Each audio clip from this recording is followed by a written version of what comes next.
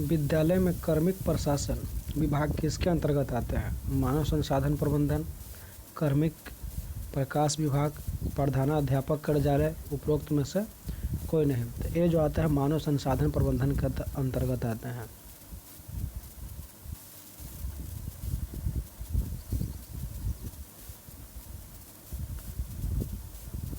तकनीकी उपकरणों के माध्यम से कौशल बढ़ाने की जिम्मेदारी किस विभाग की है? शिक्षा विभाग की, मानव संसाधन विभाग, प्रधानाध्यापक कार्यालय, उपरोक्त में से कोई नहीं। तो ये जो मानव संसाधन विभाग की है। निम्न में से कौन सा क्रमिक प्रबंधन का उद्देश्य है? क्रमिक प्रबंधन के उत्तम एवं प्रभावी उपयोग के लिए, कर्मचारियों के पूर्ण विकास एवं संतुष्टि के लिए, क्रमिक प्रबंधन संबंधित उपयोगी योजनाओं के लिए, उपरोक्त में से उपरोक्त सभी। तो ये जो हो जाएंगे आपका उपरोक्त सभी।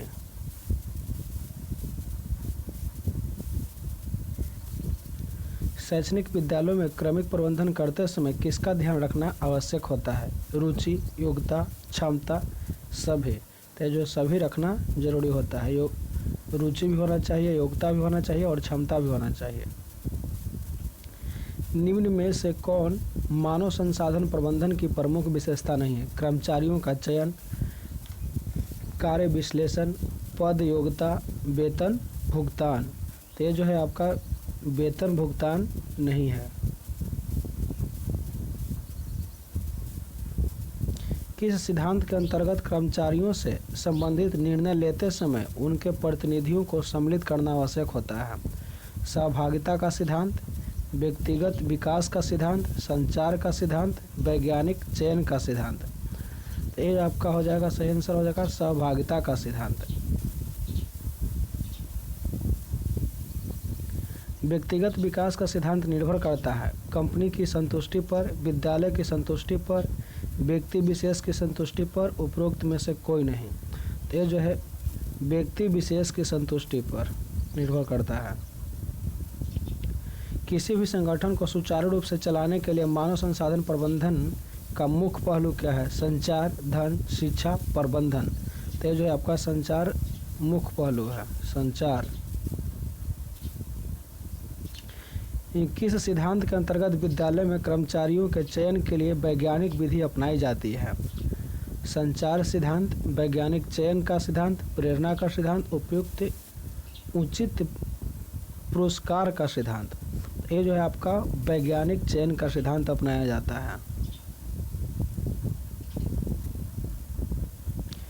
कर्मचारी पूरे मन से कार्य करे, इसके लिए आवश्यक है कि कर्मचारियों को पुरस्कृत किया जाए। यह किस सिद्धांत में कहा गया है? सहयोग का सिद्धांत, उचित पुरस्कार का सिद्धांत, सहभागिता का सिद्धांत, उपरोक्त में से कोई नहीं। तो ये जो है आपका उचित पुरस्कार का सिद्धांत। प्रधानाध्यापक में कौन सा गुण आवश्यक है? व्यक्तिगत गुण, सामाजिक गुण, व्यवसायिक गुण, इनमें से कोई नहीं। तो ये जो है प्रधानाध्यापक में इनमें से कोई नहीं होना। सफल प्रधानाध्यापक के गुण है प्रभावशाली व्यक्ति, सफल प्रधानाध्यापक के गुण है प्रभावशाली व्यक्ति, अच्छा स्वास्थ्य, सच्चरित, आत्मविश्वासी, नेतृत्व की क्षमता, संयोजन की क्षमता, शिक्षा में रुचि, विषय विशेषज्ञों व कुशल, प्रशासकीय गुण, उपरोक्त सभी। तेज हो जाएंगे, उपरोक्त सभी हो जाएंगे। प्रभावशाली व्यक्तित्व और अच्छा स्वास्थ्य, सच्चरित, आत्मविश्वास, नेतृत्व की क्षमता, संयोजन की क्षमता, शिक्षा में रुचि और विषय विशेष का कुशल प्रशासकीय गुण होना चाहिए। प्रधानाध्यापक का प्रशासनिक दायित्व है प्रबंध समिति से अच्छे संबंध स्थापित करना, छात्रों से अच्छे संबंध रखना, शिक्षकों के सहानुभूतिपूर्ण व्यवहार और कक्षा शिक्षण। तेज हो जाए प्रबंधन समिति से अच्छे संबंध स्थापित करना। विद्यालय का प्रधानाध्यापक होता है विद्यालय का नेता, समाज का नेता, ए और बी दोनों, इनमें से कोई नहीं। तेज हो जाएगा ए और बी दोनों, मीन्स विद्यालय का नेता और समाज का नेता। प्रधानाचार्य विद्यालय की किन गतिविधियों में भाग लेता है? कक्षा निरीक्षण में, शैक्षणिक कार्य में, विशेषज्ञों के भाषण के आयोजन करने में, उपरोक्त सभी। ये जो उपरोक्त सभी में भाग लेता है। कक्षा निरीक्षण में भाग लेता है, शैक्षणिक कार्य में भाग लेता है, विशेषज्ञों के भाषण के आयोजन करने में भाग लेता है। विद्यालय की प्रयोगशाला में होना चाहिए अंधेरा कक्ष, प्रकाश व्यवस्था, साज सज्जा, ये सभी। तो ये जो होना चाहिए सभी होना चाहिए, साज सज्जा होना चाहिए। दंड अनुशासन स्थापना का साधन है, सकारात्मक, उचित, नकारात्मक, आवश्यक। तो ये जो है नकारात्मक होना है। अनुशासन का परंपरागत दृष्टिकोण नहीं है, भय व दंड पर आधारित है, इसका क्षेत्र संकीर्ण है, निरंकुशात्मक है, प्रजातांत्रिक है। तो ये जो है प्रजातांत्रिक है। निरीक्षण के संबंध में कौन सा कथन सत्य है? सुधारात्मक है, त्रुटि निकालने की प्रक्रिया है, लोकतांत्रिक प्रक्रिया है, सहयोगी प्रक्रिया है। तो ये जो आपका त्रुटि निकालने की प्रक्रिया है। प्रधानाध्यापक का सबसे प्रमुख उत्तरदायित्व है छात्रों का शारीरिक विकास, अध्यापकों में उचित कार्य का बंटवारा करना, छात्रों का सर्वांगीण विकास करना, अभिभावकों से संपर्क स्थापित करना। तो ये जो है आपका छात्रों का सर्वांगीण विकास करना। स्कूल अभियोजन किसके लिए उपयोगी है? अध्यापक, अभिभावक, प्रधानाध्यापक, ये सभी। तो ये जो है ये सभी के लिए उपयोगी है, अध्यापक के लिए, अभिभावक के लिए, प्रधानाध्यापक के लिए। विद्यालय का हृदय होता है पुस्तकालय, क्रीड़ांगन, प्रधानाध्यापक कक्ष, निर्देश कक्ष। तो ये जो होता है पुस्तकालय जो होता है विद्यालय का हृदय होता है। प्रधानाध्यापक का कार्य होता है नियोजन, शिक्षण कार्य, अनुशासन की स्थापना, उपरोक्त सभी। तो ये जो होता है उपरोक्त सभी हो जाएंगे। नियोजन के काम होता है, शिक्षण कार्य होता है, अनुशासन की स्थापना करना सब प्रधानाध्यापक का कार्य होता है। विद्यालय का प्रधानाध्यापक निम्न में से होता है: फिल्म का हीरो, समाज का नेता, विद्यालय का संचालक। बी और सी दोनों। तो बी और सी दोनों मीन्स समाज का नेता और विद्यालय का संचालन। प्रधानाध्यापक के विषय में कौन सा कथन असत्य है? प्रधानाध्यापक विद्यालय भवन का नेता होता है, घड़ी में स्प्रिंग का जो स्थान है वही विद्यालय में प्रधानाध्यापक का है। प्रधानाध्यापक समाज का शैक्षिक नेता है, कक्षा निरीक्षण के प्रति अनुत्तरदायी होता है। एज हो जाएगा आपका, तो घड़ी में स्प्रिंग का जो स्थान है वही विद्यालय में प्रधानाध्यापक का स्थान है। सॉरी इसका सही हो जाएगा, कक्षा शिक्षण के प्रति अनुत्तरदायी होता है। गर्मियों की छुट्टियों के बाद विद्यालय खुलने की तिथि की घोषणा कौन कर देना? अध्यापक, प्रधानाध्यापक, हेड क्लर्क, उपरोक्त में से कोई नहीं थे, जो प्रधानाध्यापक करता है। विद्यालय में आवश्यक रजिस्टरों तथा फाइलों की व्यवस्था कौन करता है? तो प्रधानाध्यापक, अध्यापक, क्लर्क, हेड क्लर्क। तो ये जो है आपका प्रधानाध्यापक करता है।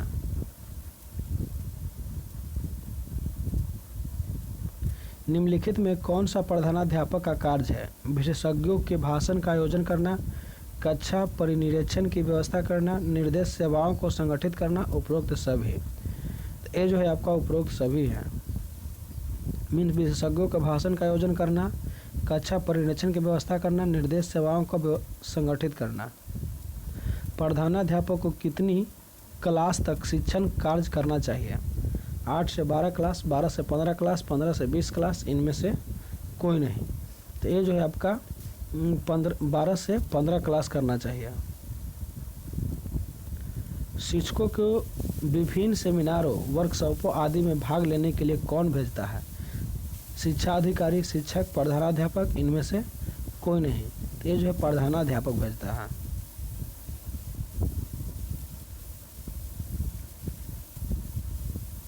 अध्यापक का के मुख्य उत्तरदायी हैं छात्रों के ज्ञानार्जन करना एवं चरित्र का विकास करना, छात्रों की समस्याओं को समाधान करना, उन्हें कुशल सामाजिक नागरिक बनाना एवं नेतृत्व का प्रशिक्षण देना, उपरोक्त सभी। तो ये जो हो जाएंगे आपका छात्रों को ज्ञानार्जन करना, एवं चरित्र का विकास करना।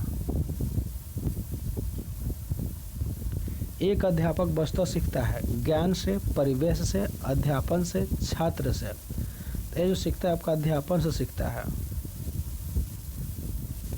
एक अध्यापक का मूल कार्य होता है विषयगत ज्ञान को हस्तांतरित करना, शिक्षण निपुणता को हस्तांतरित करना, अच्छे व्यवहार को हस्तांतरित करना, बाह्य ज्ञान को हस्तांतरित करना। ये जो अच्छे व्यवहार को हस्तांतरित करना जो होता है एक अध्यापक का मूल कार्य है।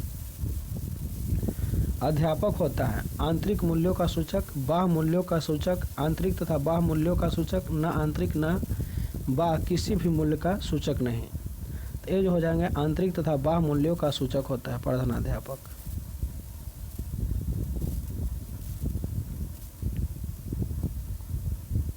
आदर्श शिक्षक में कौन सा गुण होना चाहिए? नेतृत्व क्षमता, व्यावसायिक प्रशिक्षण, सहनशीलता, उपरोक्त सभी। तो ये जो होना चाहिए आपका उपरोक्त सभी होना चाहिए। मीन्स नेतृत्व क्षमता, व्यावसायिक प्रशिक्षण, सहनशीलता।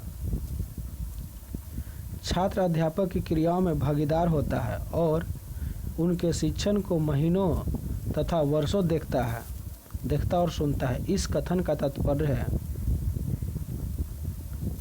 अध्यापक की मूल्यांकन प्रक्रिया सदैव चलती रहती है। छात्रों की व्यक्तित्व निष्ठा में परिवर्तन होता रहता है। एक प्रभावशाली अध्यापक को छात्र जीवन भर याद रखते हैं। उपरोक्त सभी। तो इसका जो हो जाएगा उपरोक्त सभी हो जाएंगे।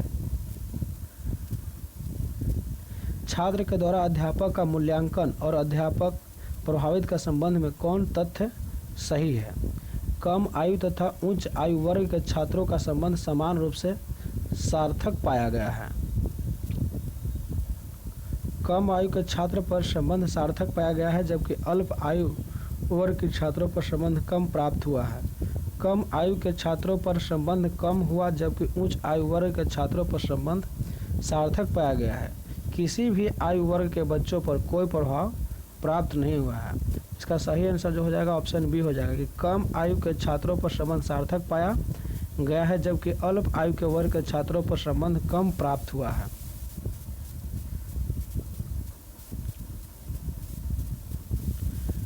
शिक्षक किसके द्वारा बालकों से समन्वित विकास में महत्वपूर्ण भूमिका निभाते हैं? धन द्वारा, शिक्षा द्वारा, ए और बी दोनों द्वारा, उपरोक्त में से कोई नहीं। तो ए जो हो जाएगा आपका सही आंसर हो जाएगा आपका ऑप्शन बी, ए और बी दोनों द्वारा। मीन्स धन द्वारा और शिक्षा द्वारा।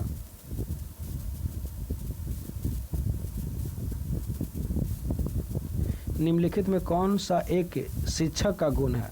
बालकों को समन्वित विकास के लिए प्रतिबद्ध, विभिन्न संस्कृतियों से परिचय, पूर्वाग्रहों से रहित, उपरोक्त सभी। तो ये जो हो जाएगा उपरोक्त सब। उपरोक्त में से कोई नहीं।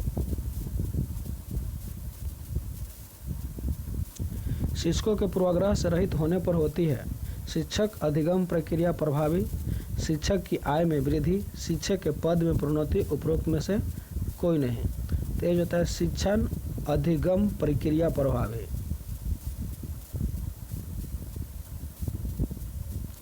एक शिक्षक तभी प्रभावी माना जाएगा जब रुचि में सर्वोत्तम हो, धन दौलत से संपन्न हो, अपने विषय का पूर्ण ज्ञाता हो। उपरोक्त में से कोई नहीं। अपने विषय का पूर्ण ज्ञाता हो।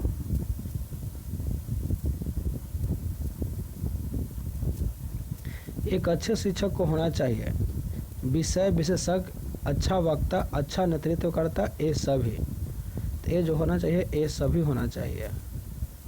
विषय विशेषज्ञता, अच्छा वक्ता, अच्छा नेतृत्वकर्ता। अध्यापक का सदाचारी होना आवश्यक है, क्योंकि अध्यापक विद्यार्थियों के लिए अनुकरणीय होता है।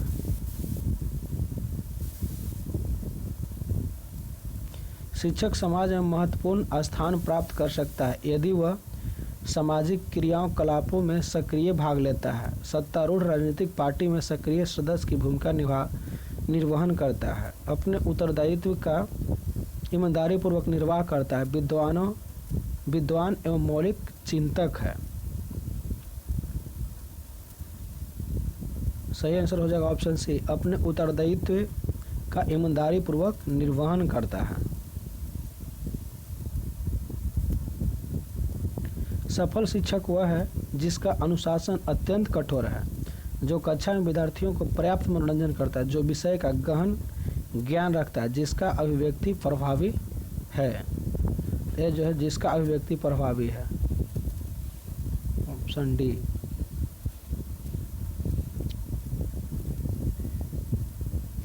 आपके विचार से उत्तम शिक्षक वह है जो लोगों से शीघ्र संबंध बनाने की योग्यता रखता है, जो लोचदार वाक शैली से युक्त है, जिसकी कथनी एवं करनी में समान है, जो उच्च आदर्शपूर्ण बातों पर जोर देता है। तो ये जो हो जाएगा जिसकी कथनी और करनी समान है।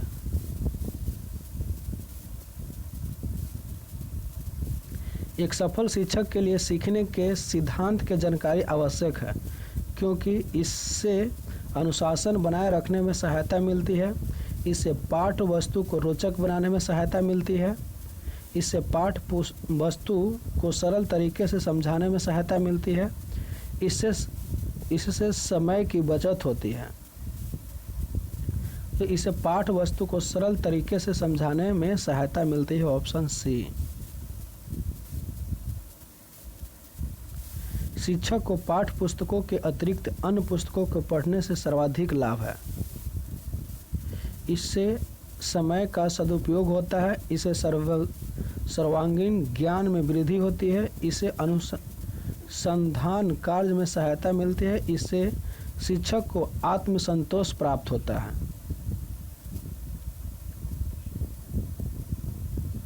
तो इससे सर्वांगीण ज्ञान की वृद्धि होती है, ऑप्शन बी। आप ऐसे व्यवसाय का चयन करना चाहेंगे जहां आपको पर्याप्त शक्ति एवं अधिकार प्राप्त हो, जहां आपको पर्याप्त धन प्राप्त हो, जहां आपको शांति प्राप्त हो, जहां आपको पर्याप्त आराम प्राप्त हो, जहां आपको शांति प्राप्त हो।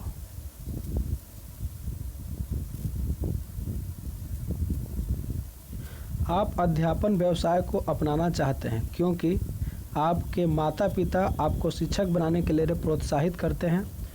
यह व्यवसाय सर्वाधिक आवश्यक वाला है, अवकाश वाला है।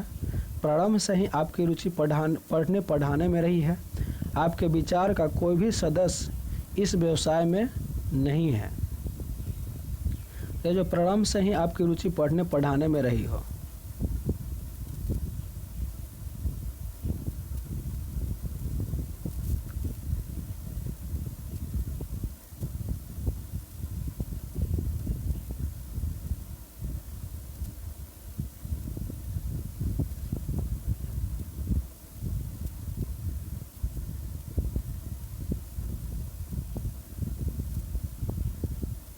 ऑप्शन सी को प्रारंभ से ही आपकी रुचि पढ़ने पढ़ाने में रही हो।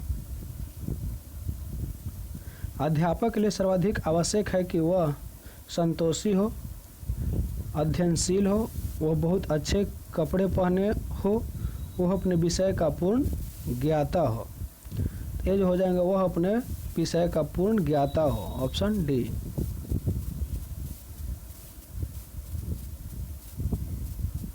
विद्यार्थी उस अध्यापक का सम्मान करते हैं जो अधिक स्वस्थ एवं सुंदर हो, जिसके पास अनेक डिग्रियां हो, जो बालकों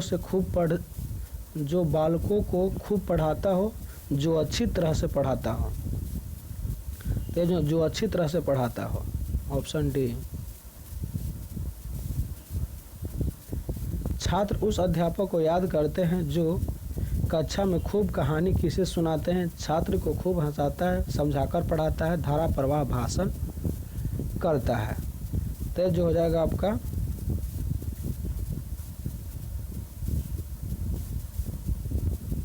जो समझाकर पढ़ाता हो, ऑप्शन सी।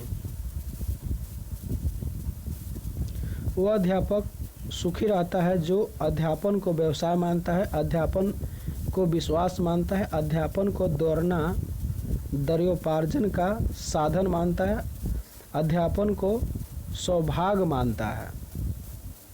तो जो अध्यापन का सौभाग्य मानता है वो अधिक खुश रहता है। अध्यापक छात्र के मध्य किस संबंध को अच्छा समझते हैं? पिता और पुत्र का, अफसर और सेवक का, ग्राहक और दुकान का, मित्र का। तो ये जो हो जाएगा आपका पिता और पुत्र का।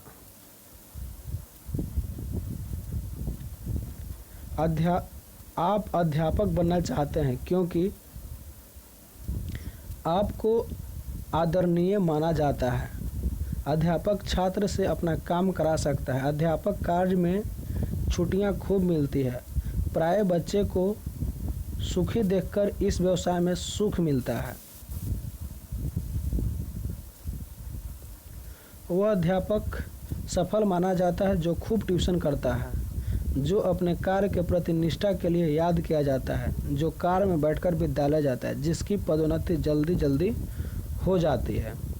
तो जो अपने कार्य के प्रति निष्ठा के लिए याद किया जाता है वह अध्यापक सफल माना जाता है। अध्यापक के रूप में आप अपने विद्यार्थी के गुण व कमियों को जानने का प्रयास करेंगे। केवल शिक्षण कार्य एवं अपने दायित्व को पूरा करने तथा सीमित संबंध रखेंगे। छात्रों को घर पर बुलाने को प्रोत्साहित करेंगे। माता पिता व अध्यापक सम्मेलन के माध्यम से वह विद्यालय में छात्र का निरीक्षण द्वारा उसे जानने का प्रयास करेंगे। तो ये जो है ऑप्शन डी हो जाएगा कि माता पिता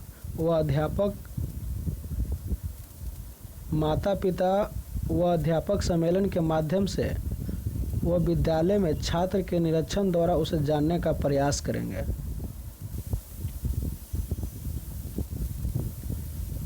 कक्षाध्यापक के नाते छात्रों के कल्याण के लिए आप अपनी कक्षा के छात्रों के बस्तों का समय समय पर निरीक्षण करेंगे। वो मॉनिटर की सहायता भी इस कार्य में लेंगे। उसकी पुस्तकों, कॉपी व बस्ते का आकस्मिक निरीक्षण करेंगे। उसका लंच बॉक्स देखेंगे व पोषण आहार लेने के लिए सलाह देंगे। उपरोक्त सभी। तो जो हो जाएगा उपरोक्त सभी हो जाएगा।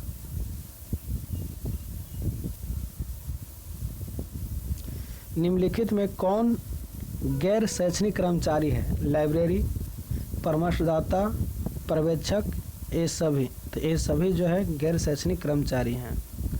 लाइब्रेरियन, परामर्शदाता और पर्यवेक्षक।